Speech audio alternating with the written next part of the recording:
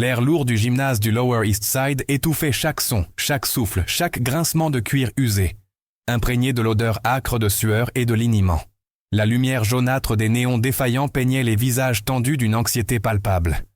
Mark, le fanfaron. Dupont, une masse d'arrogance musclée, ricanait, son regard méprisant transperçant le jeune homme en face de lui. « Regardez le gamin, il tremble déjà », lança-t-il, un sourire suffisant étirant ses lèvres, persuadé de sa supériorité. Mike Tyson, 19 ans, ne bougea pas un muscle, sa posture compacte et puissante rayonnant une énergie contenue. Ses yeux sombres et profonds restaient des puits de calme, mais une tension invisible irradiait de chaque pore de sa peau.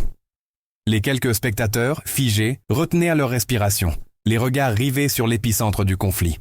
Mark fit un pas en avant, une main levée pour une tape condescendante, un geste de dédain. En une fraction de seconde, le monde sembla ralentir. Le visage de Tyson demeura impassible, mais quelque chose d'indomptable s'éveilla dans l'éclat de ses iris. Le silence devint un prédateur. 8 secondes venèrent de commencer.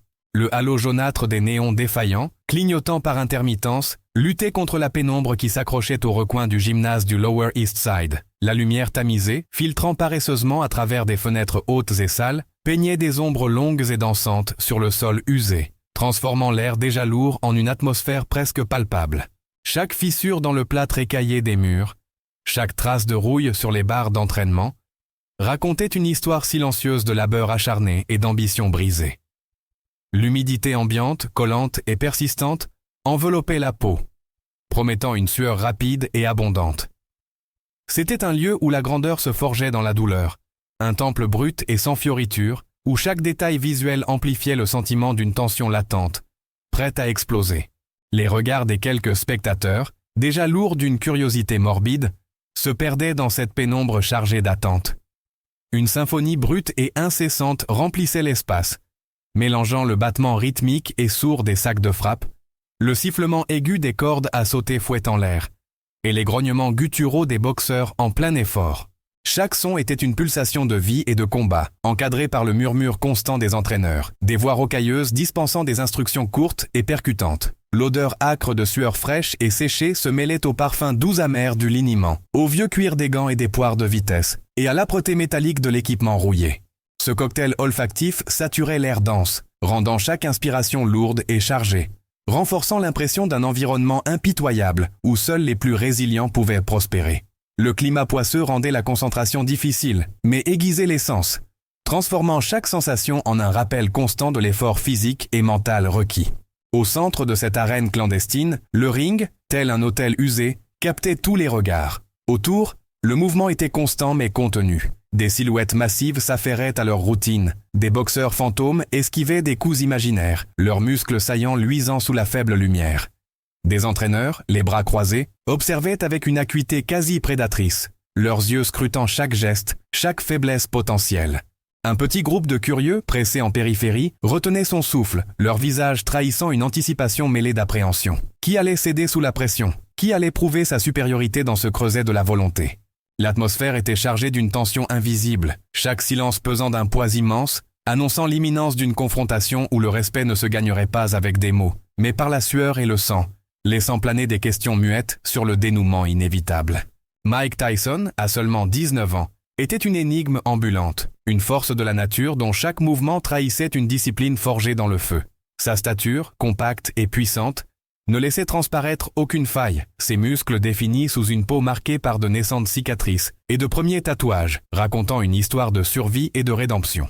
Ses yeux sombres et profonds, loin de l'agitation extérieure, irradiaient un calme presque troublant. Une concentration laser qui analysait sans cesse, révélant un esprit bien plus complexe que l'image de bête qu'on lui accolait. Ce contrôle de fer, cette discipline quasi monastique héritée de Cus d'Amato, était son armure et son arme, née d'une enfance de pauvreté et de délinquance. Il n'aspirait pas à la confrontation pour le plaisir, mais pour réaffirmer la validité des leçons de D'Amato et corriger, par une supériorité technique et mentale inébranlable, toute injustice ou manque de respect. Face à cette force silencieuse, Mark, le fanfaron, Dupont se dressait.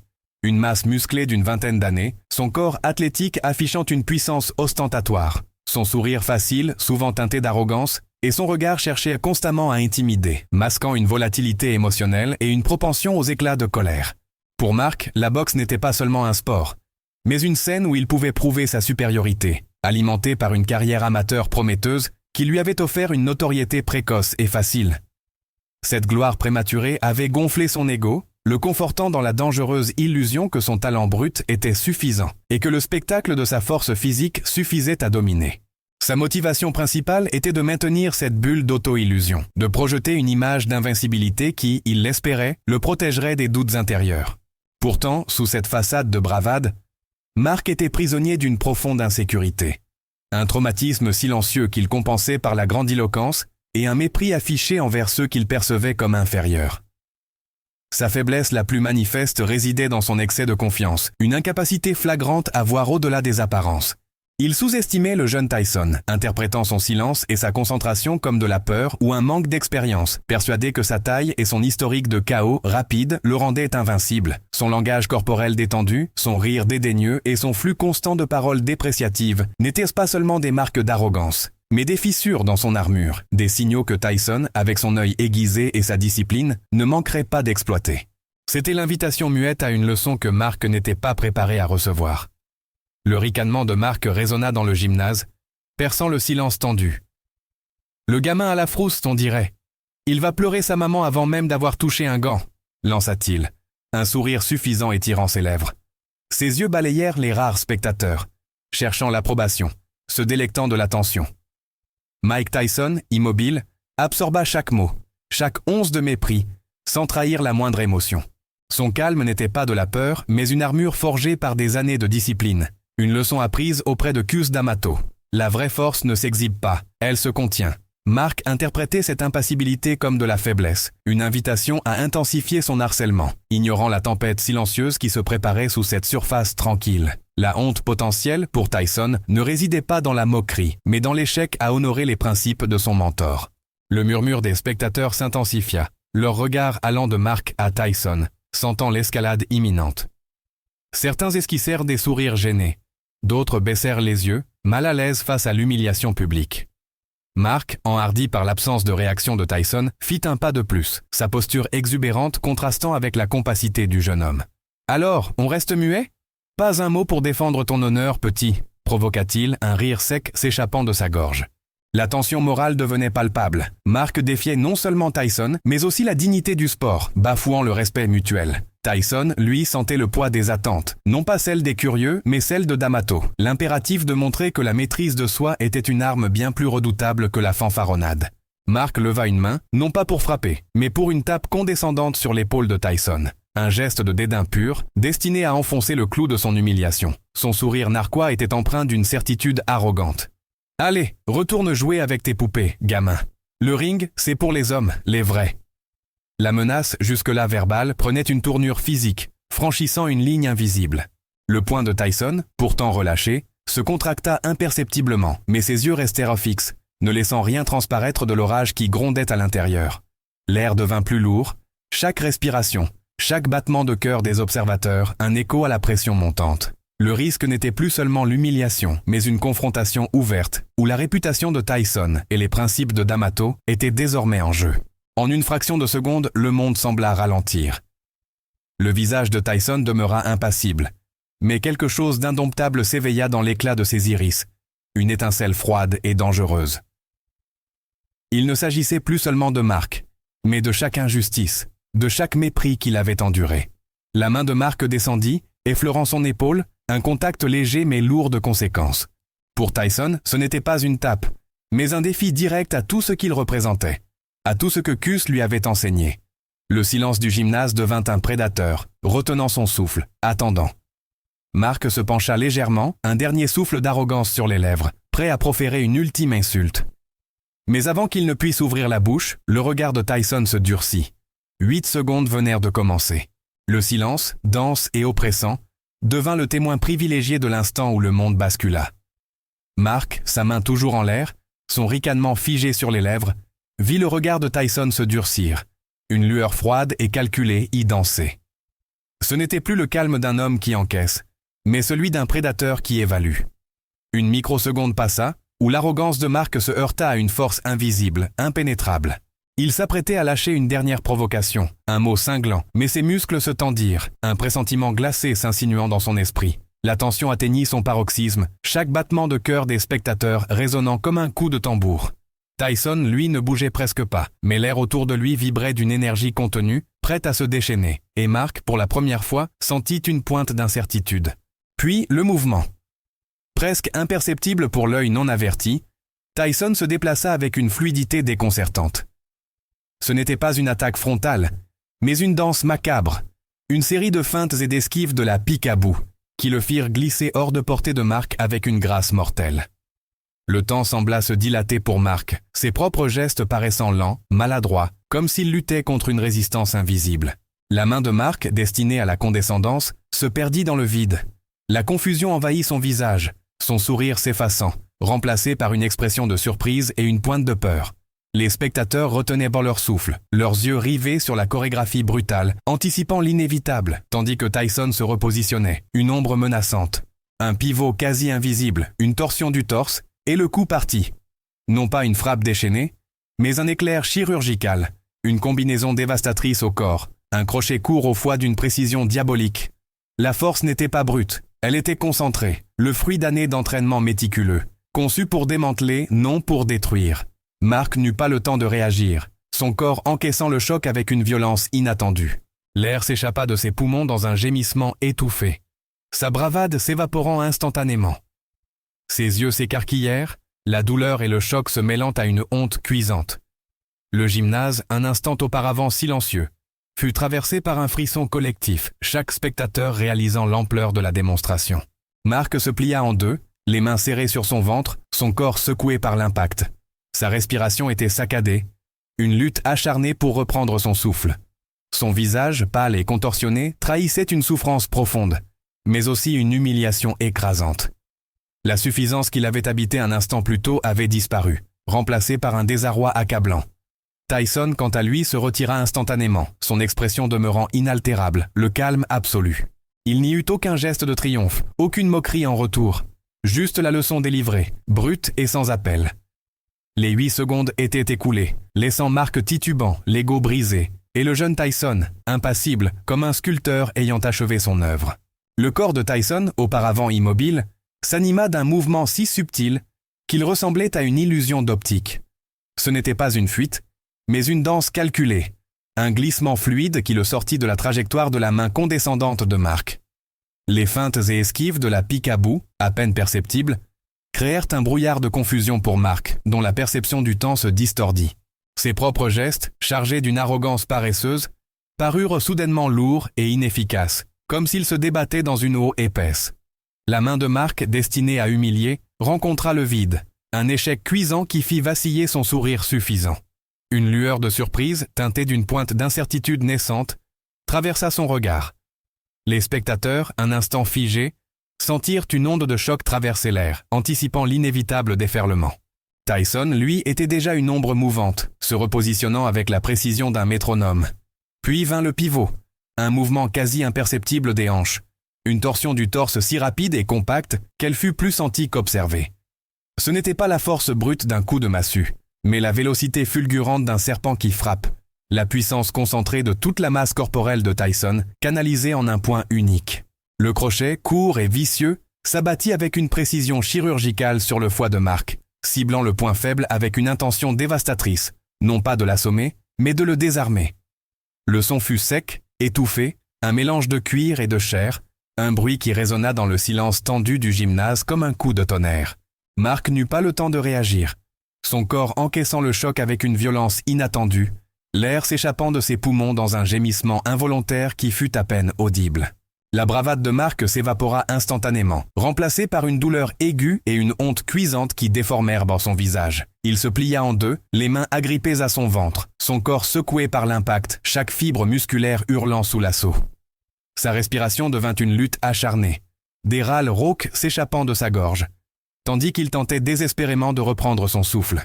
Tyson, lui, s'était déjà retiré, son expression demeurant une énigme, un calme absolu qui ne trahissait ni triomphe ni moquerie. Il n'y eut aucun geste superflu, aucune fanfaronnade en retour, juste la leçon délivrée avec une efficacité brutale et sans appel.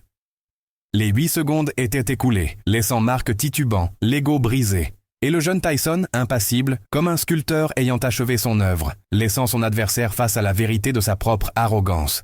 Mark, plié en deux, luttait pour chaque bouffée d'air, mais la douleur physique n'était qu'un voile sur une déchirure bien plus profonde. L'impact du coup de Tyson n'avait pas seulement atteint son foie, il avait transpercé son armure d'arrogance, révélant une vérité qu'il avait soigneusement dissimulée. La suffisance qu'il avait portée s'était effondrée, laissant place à une vulnérabilité crue, presque enfantine. Dans ce gymnase saturé d'odeurs âcres, sous les néons clignotants, Mark ne voyait plus le jeune homme silencieux comme une cible de moquerie, mais comme le miroir impitoyable de ses propres lacunes. Son corps tremblait, non pas de peur, mais de la secousse d'une prise de conscience brutale. Sa force n'était qu'une façade, sa bravade, le masque d'une insécurité profonde. C'était un coup de réalité, plus puissant que n'importe quel chaos, le réveillant d'une illusion confortable qu'il avait bâtie autour de lui. La honte était un feu froid qui le consumait, mais au cœur de cette humiliation, une étincelle nouvelle, celle de la lucidité, commençait à luire. Tyson, lui, se tenait là, immobile, une statue de calme absolu. Son regard, qui avait un instant auparavant brûlé d'une intensité froide, s'était adouci, non pas en pitié, mais en une compréhension profonde de la condition humaine, une sagesse inattendue chez un homme si jeune. Il n'y eut pas de geste triomphal, pas de ricanement en retour, juste le silence lourd d'une leçon magistrale. Ce n'était pas une vengeance, mais une démonstration chirurgicale, une affirmation silencieuse que la discipline et la technique surpassaient la grandiloquence. Pour les spectateurs, l'image du fanfaron s'effritait, révélant un homme brisé par sa propre faiblesse. Le jeune Tyson ne l'avait pas anéanti, il l'avait désarmé, l'exposant à la vérité de son manque de maîtrise. Ce moment transformait la perception. Mark n'était plus seulement l'antagoniste arrogant, mais un être en proie à ses propres démons, et Tyson, un exécutant de la vérité, son action plus éloquente que 1000 mots. Le twist n'était pas dans le coup lui-même, mais dans son intention et sa conséquence. Loin d'être un acte de pure destruction, c'était une intervention brutale mais nécessaire, un catalyseur forcé pour l'éveil de Mark. Il n'avait pas été vaincu par la force brute, mais par une précision humble et une maîtrise de soi qu'il avait dédaignée. Le respect, il le comprenait désormais, ne se clamait pas, il se gagnait. Cette humiliation cuisante devint le terreau d'une prise de conscience inévitable. La nécessité de reconstruire, non pas sur l'apparence, mais sur la substance. En se redressant laborieusement, le souffle court, Mark leva les yeux vers Tyson, non plus avec mépris, mais avec une lueur nouvelle de respect mêlée d'une douleur amère. Qu'allait-il faire de cette vérité brutale, de cette leçon gravée dans sa chair et son esprit? Le gymnase restait silencieux, mais une nouvelle histoire, celle de la rédemption, venait de commencer pour Mark, son chemin désormais incertain, mais teinté d'une nouvelle et douloureuse clarté.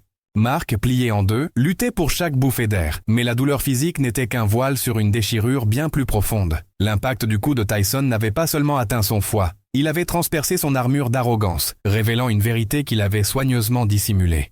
La suffisance qu'il avait portée s'était effondrée, laissant place à une vulnérabilité crue, presque enfantine. Dans ce gymnase saturé d'odeurs âcres, sous les néons clignotants, Mark ne voyait plus le jeune homme silencieux comme une cible de moquerie, mais comme le miroir impitoyable de ses propres lacunes. Son corps tremblait, non pas de peur, mais de la secousse d'une prise de conscience brutale. Sa force n'était qu'une façade, sa bravade, le masque d'une insécurité profonde. C'était un coup de réalité, plus puissant que n'importe quel chaos, le réveillant d'une illusion confortable qu'il avait bâtie autour de lui. La honte était un feu froid qui le consumait, mais au cœur de cette humiliation, une étincelle nouvelle, celle de la lucidité, commençait à luire. Au-delà de la douleur lancinante, une clarté inattendue perçait le brouillard de la défaite. Mark, le souffle court, commença à rejouer la scène dans son esprit, chaque geste précis de Tyson, chaque esquive calculée. Il comprit que la véritable maîtrise ne résidait pas dans la taille imposante ou la bravade ostentatoire qu'il avait exhibée, mais dans la discipline implacable, la technique épurée et le contrôle mental absolu du jeune homme. Son aspiration à l'admiration facile et aux intimidations verbales lui apparut désormais futile, presque ridicule. Une nouvelle soif naissait en lui, celle d'une excellence authentique, d'un respect non pas exigé, mais gagné par l'effort et la substance. L'humiliation n'était plus seulement une brûlure, mais le catalyseur d'un désir profond de changement, une force motrice pour démanteler son ancien moi et embrasser une nouvelle identité. Alors qu'il se redressait laborieusement, ses muscles encore endoloris, Mark leva les yeux vers l'endroit où Tyson s'était tenu. Mais le jeune boxeur avait déjà disparu, comme une ombre silencieuse. Cette absence, loin d'être un soulagement, soulignait la leçon. Le vide laissé par Tyson était un espace à remplir, non par l'ancienne arrogance, mais par une nouvelle détermination. Mark jura, non pas à voix haute, mais dans le sanctuaire de son esprit brisé, de se reconstruire. Il chercherait désormais des entraîneurs qui valorisaient la technique et la discipline, non la simple force. Son entraînement deviendrait un acte de pénitence et de renaissance. Chaque goutte de sueur, chaque répétition, une promesse de renoncer au fanfaron, pour devenir un homme de substance. Cette rencontre, brève et brutale, avait forgé une nouvelle voie. Des années s'écoulèrent, et Mark, le fanfaron Dupont, devint une légende locale, non pas pour ses coups de poing fracassants, mais pour la sagesse qu'il transmettait. Son gymnase, bien plus modeste que l'arène clinquante qu'il avait jadis imaginée, résonnait des leçons de discipline, d'humilité et de travail acharné qu'il inculquait à une nouvelle génération de boxeurs. Chaque fois qu'il voyait un jeune arrogant ou impatient, il racontait l'histoire des 8 secondes, ce moment où le jeune Tyson, sans un mot, avait démantelé non seulement son corps, mais surtout son ego. Ce souvenir cuisant n'était plus une honte, mais la fondation de sa force, un rappel constant que la véritable puissance résidait dans le contrôle de soi. Mark avait trouvé sa rédemption en devenant le mentor qu'il n'avait jamais voulu être, transformant sa plus grande humiliation en son héritage le plus précieux. Tyson, pour lui, était resté une figure mythique, le catalyseur silencieux d'une vie réinventée, dont la leçon, gravée à jamais, continuait de résonner dans chaque entraînement. Ce récit nous confronte à la puissance silencieuse de la discipline face à l'éclat éphémère de l'arrogance. Mark a appris que le respect ne s'exige pas, mais se gagne dans l'humilité et l'effort constant. Tyson, par son calme inébranlable, a offert une leçon de vie brutale, mais nécessaire. La vraie force réside dans la maîtrise de soi. Mais au-delà de cette histoire, que retenons-nous pour nous-mêmes? Quand avez-vous, pour la dernière fois, laissé l'orgueil guider vos actions? Avez-vous jugé autrui sans connaître sa profondeur, sous-estimant sa résilience? Face à l'adversité, réagissez-vous avec la sagesse contenue de Tyson ou l'impulsivité du fanfaron? Quelle vérité inconfortable refusez-vous d'affronter? Et vous, quelle est la véritable nature de la force que vous cultivez? Et comment l'utilisez-vous pour transformer non seulement votre vie, mais aussi celle des autres?